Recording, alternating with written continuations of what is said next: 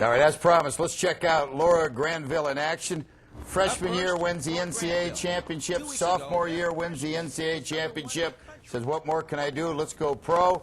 She forgets so. Laura, you don't remember this? Oh, yeah, I do. I asked Laura, I said, your memories of Vern Glenn during the break, and after she said, who's Vern Glenn?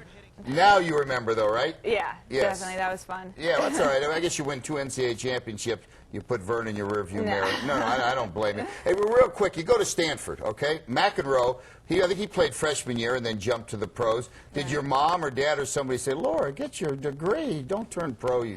Huh? Yeah, it was a really hard decision. I enjoyed Stanford so much. So actually, after my freshman year, I debated, and I wanted to stay for another year. So when I'm done playing, though, I'm definitely going back. Yeah, I can't wait. And not being funny here, but you were probably one of the older persons to turn pro. Now it seems like 16, 17. Is that pretty much it? If you don't start at a real young age, you're not going to make it?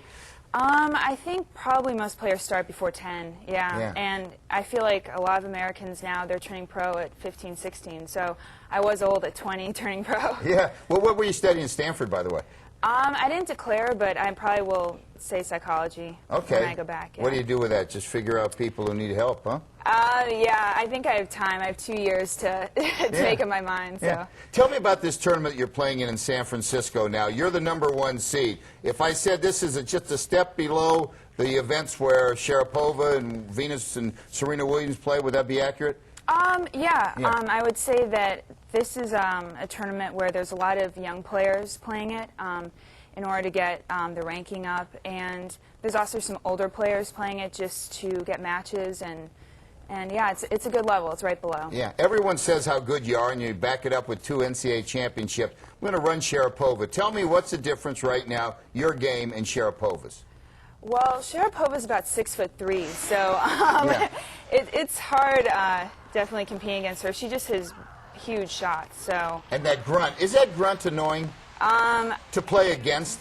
I'd have to say yes. Yeah. It might be more annoying to watch, though. Yeah. No, because it's funny. Like Mike Kelting, our weatherman, Mike will come in and say, how'd you like the match? Man, she grunts. No, you know what I mean? No, and yet if you're playing against her, that can get a little tedious. Yeah, huh? And it seems like the closer it gets, the louder her grunts get. So. Yeah. Have you played the Williams sisters yet? Either one of Venus or Serena? I've played both players, yeah. I mean, that ball zips off their racket, huh? I mean. Yes. Huh? Yeah.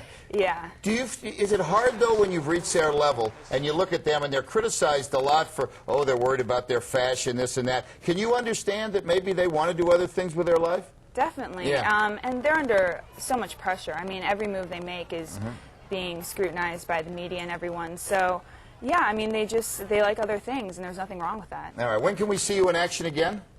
I think Thursday. At the San Francisco Tennis Classic. Yes. And #1 seed, that means Tim expects you to win, huh?